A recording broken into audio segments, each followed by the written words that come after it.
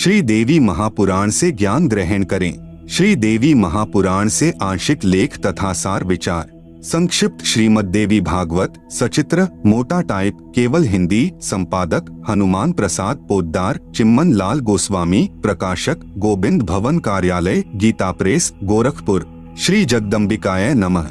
श्री देवी मद्भागवत तीसरा स्कंध। राजा परीक्षित ने श्री व्यास जी से ब्रह्मांड की रचना के विषय में पूछा। श्री व्यास जी ने कहा कि राजन, मैंने यही प्रश्न ऋषिवर नारद जी से पूछा था, वह वर्णन आपसे बताता हूँ। मैंने यानी श्री व्यास जी ने श्री नारद जी से पूछा, एक ब्रह्मांड के रचयिता कौन है?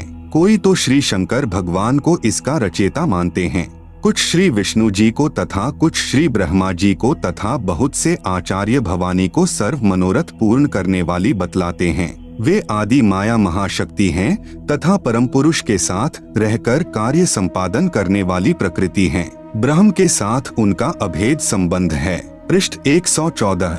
नारद जी ने कहा, व्यास जी, प्राचीन समय की बात है, यही संदेह मेरे हृदय में भी उत्पन्न हो गया था। तब मैं अपने पिता अमित तेजस्वी ब्रह्मा जी के स्थान पर गया और उनसे इस समय जिस विषय में तुम मुझसे पूछ रहे हो उसी विषय में मैंने पूछा। मैंने कहा, पिताजी, यह संपूर्ण ब्रह्मांड कहाँ से उत्पन्न हुआ? इसकी रचना आपने की है या श्री विष्णु जी ने या श्री शंकर जी ने? कृपया सच सच बताना। ब्रह्मा जी ने कहा, पृष्ठ 115 से 120 तथा 123, 125, 128, 129। बेटा, मैं इस प्रश्न का क्या उत्तर दूं? यह प्रश्न बड़ा ही जटिल है।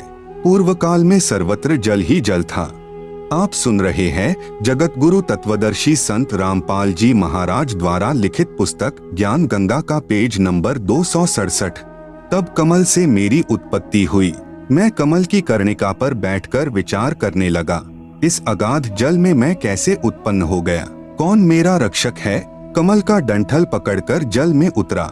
वहां मुझे शेषशायी भगवान विष्णु का मुझे दर्शन हुआ। वे योग निद्रा के वशीभूत होकर गाढ़ी नींद में सोए हुए थे। इतने में भगवती योग निद्रा याद आ गईं। मैंने उनका स्तवन किया। तब वे कल्याणमयी भगवती श्री विष्णु के विग्रह से निकलकर अचिंत्य रूप धारण करके आकाश में विराजमान हो गईं। दिव्य आभूषण उनकी छवि बढ़ा रहे थे। जब योग निद्रा भगवान विष्णु के शरीर से अलग होकर आकाश में विराजने लगी, तब तुरंत ही श्रीहरि उठ बैठे। अब वहाँ मैं और भगवान विष्णु दो थे। वहीं रुद्र भी प्रकट हो गए।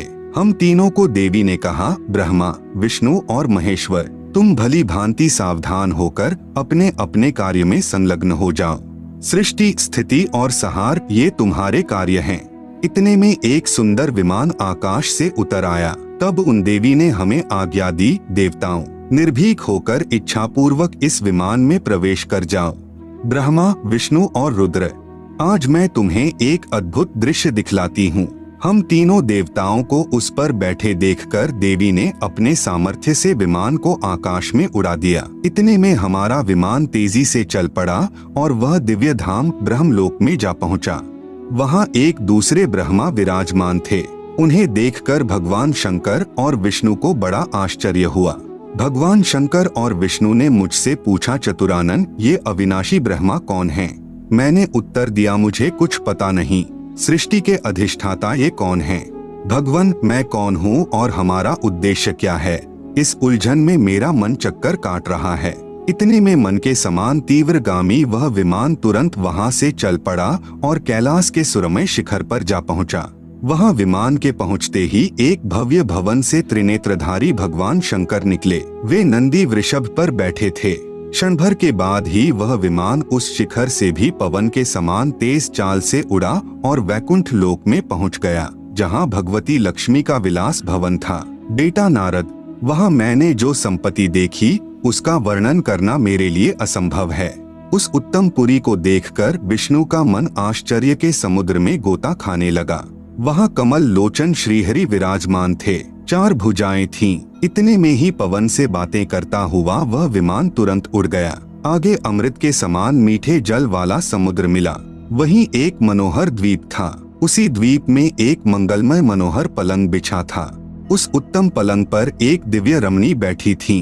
हम आपस में कहने लगे, यह सुंदरी कौन है और इसका क्या नाम है? हम इसके विषय में बिल्कुल अनभिज्ञ हैं। नारद यों संदेहग्रस्त होकर हम लोग वहां रुके रहे। तब भगवान विष्णु ने उन चारुसाहिनी भगवती को देखकर विवेक पूर्वक निश्चय कर लिया कि वे भगवती जगदम्बिका हैं। आप सुन रहे हैं जगत गुरु तत्वदर्शी संत रामपाल जी महाराज द्वारा लिखित पुस्तक ज्ञान गंगा का पेज नंबर 268। तब उन्होंने कहा कि ये भगवती हम सभी की आदि कारण हैं। महाविद्या और महामाया इनके नाम हैं। ये पूर्ण प्रकृति हैं। ये विश्वेश्वरी, वेदगर्भा एवं शिवा कहलाती हैं। ये वे ही दिव्यांगना हैं जिनके प्रलयार्णव में मुझे दर्शन हुए थे। उस समय मैं बालक रूप में था। मुझे पालने पर ये झुला रही थीं। वट वृक्ष के पत्र पर एक सुदृढ़ शैया बिछी थी। उस पर लेटकर मैं पैर के अंगूठे को अपने कमल जैसे मुख में लेकर चूस रहा था तथा खेल रहा था। ये देवी गा गाकर मुझे झुलाती थीं। वे ही ये देवी हैं। इसमें कोई संदेह की बात नहीं रही। इन्हें देखकर मुझे पहले की बात याद आ गई। ये हम सबकी जननी हैं। श्री विष्णु ने समयानुसार उन भगवती भुवनेश्वरी की स्तुति आरंभ कर दी। भगवान विष्णु बोले, प्रकृति देवी को नमस्कार है, भगवती विधात्री को निरंतर नमस्कार है। तुम शुद्ध स्वरूपा हो। यह सारा संसार तुम ही से उद्भासित हो रहा है। मैं, ब्रह्मा और शंकर, हम सभी तुम्हारी कृपा से ही विद्यमान हैं। हमारा आविर्भाव और तिरोभाव हुआ करता है। केवल तुम ही नित्य हो, जगत जननी हो, प्रकृति और सनातनी देवी हो। भगवान शंकर बोले, देवी, यदि महाभाग विष्णु तुम ही से प्रकट हुए हैं तो उनके बाद उत्पन्न होने वाले ब्रह्मा भी तुम्हारे बालक हुए। फिर मैं तमोगुणी लीला करने वाला शंकर क्या तुम्हारी संतान नहीं हुआ? अर्थात मुझे भी उत्पन्न करने वाली तुम ही हो। इस संसार की सृष्टि, स्थिति और संहार में तुम्हारे गुण सदा समर्थ हैं। उन्हीं तीनों गुणों से उत्पन्न हम ब्रह्मा, विष्णु एवं शंकर नियमानुसार कार्य में तत्पर रहते हैं। मैं, ब्रह्मा और शिव विमान पर चढ़कर जा रहे थे। हमें रास्ते में नए नए जगत दिखाई पड़े। भवानी, भला कहिए तो उन्हें किसने बनाया है? इसलिए यही प्रमाण देखें। श्रीमद्देवी भागवत महापुराण सभाष्टिकम संहात्यम, खेमराज श्री कृष्णदास प्रकाशक, मुंबई। इसमें संस्कृत सहित हिंदी अनुवाद किया है। तीसरा स्कंद अध्याय 4 पृष्ठ 10 श्लोक 42। ब्रह्मा अहम ईश्वरः फिलते प्रभावात् सर्वे वयं जनियुता न यदा तु नित्याः के अन्ये सुराः शतमख प्रमुखाः च नित्या नित्या त्वमेव जननी प्रकृतिः पुराणा। हिंदी अनुवाद। हे मात ब्रह्मा, मैं तथा शिव तुम्हारे ही प्रभाव से जन्मवान हैं, नित्य नहीं हैं, अर्थात हम अविनाशी नहीं हैं। फिर अन्य इंद्रादि दूसरे देवता किस प्रकार नित्य हो सकते हैं? तुम ही अविनाशी हो, प्रकृति तथा सनातनी देवी हो। पृष्ठ 11 से 12 अध्याय 5 श्लोक 8। यदि दयार्द्रम्ना न सदाम्बिके कथमेहम विहितः च तमोगुणः कमलजश्च रजोगुण संभवः सुविहितः किमु सत्वगुणो हरियः। अनुवाद। भगवान शंकर बोले, हे मात, यदि हमारे ऊपर आप दयायुक्त हो तो मुझे तमोगुण क्यों बनाया? कमल से उत्पन्न ब्रह्मा को रजोगुण किस लिए बनाया तथा विष्णु को सत्गुण क्यों बनाया? अर्थात जीवों के जन्म मृत्यु रूपी दुष्कर्म में क्यों लगाया? आप सुन रहे हैं जगत गुरु तत्वदर्शी संत रामपाल जी महाराज द्वारा लिखित पुस्तक ज्ञान गंगा का पेज नंबर 269 श्लोक 12। रमे से स्वप्तिम पुरुषम सदा तव गतिम न ही वह विद्म शिवे। हिंदी। अपने पति पुरुष अर्थात काल भगवान के साथ सदा भोग विलास करती रहती हो, आपकी गति कोई नहीं जानता। ब्रह्मा जी कहते हैं, मैं भी महामाया जगदम्बिका के चरणों पर गिर पड़ा और मैंने उनसे कहा, माता, वेद कहते हैं एकमेवाद्वितीयम ब्रह्म है, तो क्या वह आत्मस्वरूपा तुम ही हो अथवा वह कोई और ही पुरुष है? देवी ने कहा, मैं और ब्रह्म एक ही हैं। मुझ में और इन ब्रह्म में कभी किंचित मात्र भी भेद नहीं है। गौरी, ब्राह्मी, रौद्री, वाराही, वैष्णवी, शिवा, वारुणी, कौबेरी, नारसिंही और वासबी सभी मेरे रूप हैं। ब्रह्मा जी, इस शक्ति को तुम अपनी स्त्री बनाओ। महासरस्वती नाम से विख्यात यह सुंदरी अब सदा तुम्हारी स्त्री होकर रहेगी। भगवती जगदम्बा ने भगवान विष्णु से कहा, विष्णु, मन को मुग्ध करने वाली इस महालक्ष्मी को लेकर अब तुम भी पधारो। यह सदा तुम्हारे वक्ष स्थल में विराजमान रहेगी। देवी ने कहा, शंकर, मन को मुग्ध करने वाली यह महाकाली गौरी नाम से विख्यात है। तुम इसे पत्नी रूप से स्वीकार करो। अब मेरा कार्य सिद्ध करने के लिए विमान पर बैठकर तुम लोग शीघ्र पधारो। कोई कठिन कार्य उपस्थित होने पर जब तुम मुझे स्मरण करोगे तब मैं सामने आ जाऊंगी। देवताओं, मेरा तथा सनातन परमात्मा का ध्यान तुम्हें सदा करते रहना चाहिए। हम दोनों का स्मरण करते रहोगे तो तुम्हारे कार्य सिद्ध होने में किंचित मात्र भी संदेह नहीं रहेगा।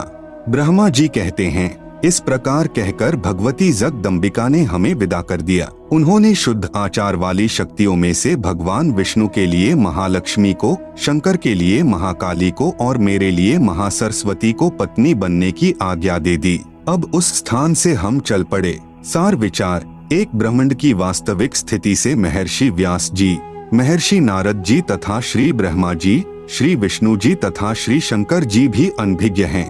यह भी स्पष्ट है कि श्री दुर्गा को प्रकृति भी कहते हैं तथा दुर्गा तथा ब्रह्म यानी ज्योति निरंजन काल का पति पत्नी का संबंध भी है।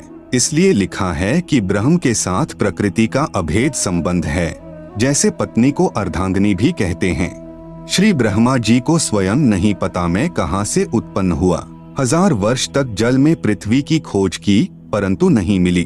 तब आकाशवाणी के आधार पर 1000 वर्ष तक तप किया। कमल का डंठल पकड़कर नीचे उतरा तो वहां शेष नाग की शैया पर भगवान विष्णु बेहोश पड़े थे। श्री विष्णु के शरीर में से एक देवी निकली, प्रेतनी की तरह, जो सुंदर आभूषण पहने आकाश में विराजमान हो गई। तब श्री विष्णु जी होश में आए। इतने में शंकर जी भी वहीं आ गए। आप सुन रहे हैं जगत गुरु तत्वदर्शी संत रामपाल जी महाराज द्वारा लिखित पुस्तक ज्ञान गंगा का पेज नंबर 270। उपरोक्त विवरण से सिद्ध है कि तीनों भगवान बेहोश कर रखे थे, फिर सचेत किए। आकाश से विमान आया। देवी ने तीनों प्रभुओं को विमान में बैठने का आदेश दिया। विमान को आकाश में उड़ाया। ऊपर एक ब्रह्मा, एक शिव तथा एक विष्णु और देखा जो ब्रह्मलोक में थे। विचार करें, ब्रह्मलोक में दूसरे ब्रह्मा, विष्णु तथा शिव दिखाई दिए थे। यह ज्योति निरंजन यानी ब्रह्म की ही कलाबाजी है। वही अन्य 3 रूप धारण करके ब्रह्मलोक में 3 गुप्त स्थान यानी एक रजोगुण प्रधान क्षेत्र, एक सतोगुण प्रधान क्षेत्र, एक तमोगुण प्रधान क्षेत्र बनाकर रहता है तथा प्रकृति यानी दुर्गा अष्टंगी को अपनी पत्नी रूप में रखता है। जब ये दोनों रजोगुण प्रधान क्षेत्र में होते हैं तब यह महाब्रह्मा तथा दुर्गा महासावित्री कहलाते हैं। इन दोनों के संयोग से जो पुत्र इस रजोगुण प्रधान क्षेत्र में उत्पन्न होता है वह रजोगुण प्रधान होता है।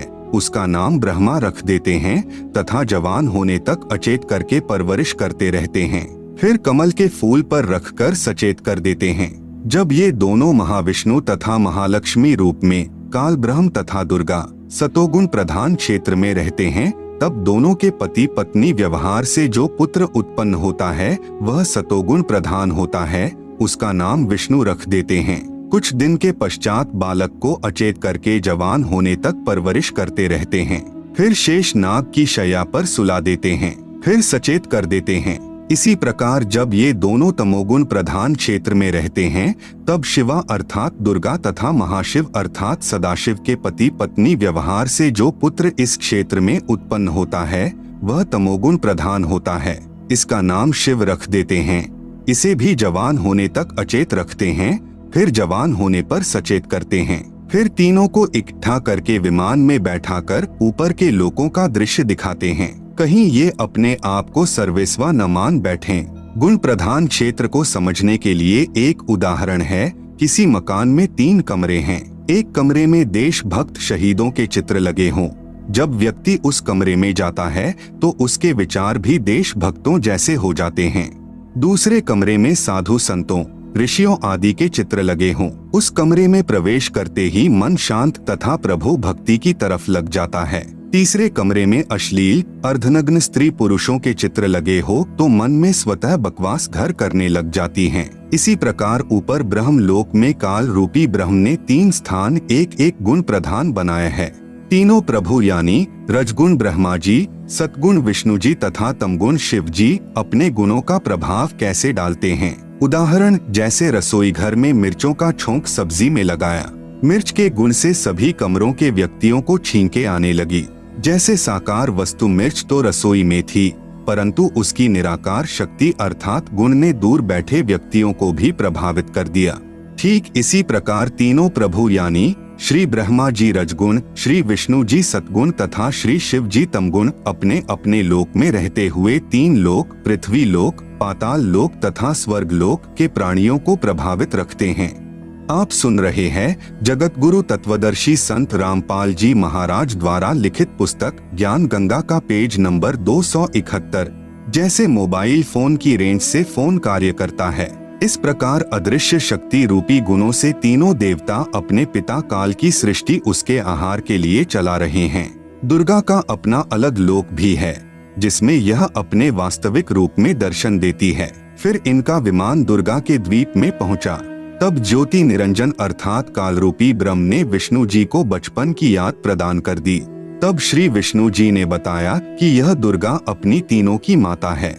मैं बालक रूप में पालने में लेटा था, यह मुझे लोरी देकर झुला रही थी। तब श्री विष्णु जी ने कहा कि हे दुर्गा, आप हमारी माता हो। मैं यानी विष्णु, ब्रह्मा तथा शंकर तो जन्मवान हैं। हमारा तो आविर्भाव अर्थात जन्म तथा तिरोभाव अर्थात मृत्यु होती है। हम अविनाशी नहीं हैं। आप प्रकृति देवी हो। यह बात श्री शंकर जी ने भी स्वीकार की तथा कहा कि मैं तमोगुणी लीला करने वाला शंकर भी आपका ही पुत्र हूँ। श्री विष्णु जी तथा श्री ब्रह्मा जी भी आपसे ही उत्पन्न हुए हैं। फिर इन तीनों देवताओं की शादी दुर्गा ने की। प्रकृति देवी यानी दुर्गा ने अपनी शब्द शक्ति से अपने ही अन्य तीन रूप धारण किए। श्री ब्रह्मा जी की शादी सावित्री से, श्री विष्णु जी की शादी लक्ष्मी से तथा श्री शिव जी की शादी उमा अर्थात काली से करके विमान में बैठाकर इनके अलग अलग द्वीपों यानी लोकों में भेज दिया। ज्योति निरंजन यानी काल ब्रह्म ने अपने श्वासों द्वारा समुद्र में 4 वेद छुपा दिए। फिर प्रथम सागर मंथन के समय ऊपर प्रकट कर दिए। ज्योति निरंजन यानी काल के आदेश से दुर्गा ने 4 वेद श्री ब्रह्मा जी को दिए। ब्रह्मा ने दुर्गा यानी अपनी माता से पूछा कि वेदों में जो ब्रह्म यानी प्रभु कहाँ है, वे आप ही हो या कोई अन्य पुरुष है। दुर्गा ने काल के डर से वास्तविकता छुपाने की चेष्टा करते हुए कहा कि मैं तथा ब्रह्म एक ही हैं, कोई भेद नहीं। फिर भी वास्तविकता नहीं छुपी। दुर्गा ने फिर कहा कि तुम तीनों मेरा तथा ब्रह्म का सदा स्मरण करते रहना। हम दोनों का स्मरण करते रहने से यदि कोई कठिन कार्य होगा तो मैं तुरंत सामने आ जाऊंगी। विशेष क्योंकि काल ने दुर्गा से कह रखा है कि मेरा भेद किसी को नहीं कहना है। इस डर से दुर्गा सर्व जगत को वास्तविकता से अपरिचित रखती है। ये अपने पुत्रों को भी धोखे में रखते हैं। इसका कारण है कि काल को श्राप लगा है 1 लाख मानव शरीरधारी प्राणियों का आहार नित्य करने का। इसलिए अपने तीनों पुत्रों से अपना आहार तैयार करवाता है। श्री ब्रह्मा जी के रजगुण से प्रभावित करके सर्व प्राणियों से संतान उत्पत्ति करवाता है। श्री विष्णु जी के सतोगुण से एक दूसरे में मोह उत्पन्न करके स्थिति अर्थात काल जाल में रोके रखता है तथा श्री शंकर जी के तमोगुण से सहार करवाकर अपना आहार तैयार करवाता है। फिर तीनों प्रभुओं को भी मार कर खाता है तथा नए पुण्यकर्मी प्राणियों में से 3 पुत्र उत्पन्न करके अपना कार्य जारी रखता है तथा पूर्व वाले तीनों ब्रह्मा, विष्णु तथा शिव 84 लाख योनियों तथा स्वर्ग नरक में कर्म आधार से चक्र लगाते रहते हैं। यही प्रमाण शिव महापुराण रुद्र संहिता प्रथम सृष्टि खंड अध्याय 6, 7 तथा 8, 9 में भी है।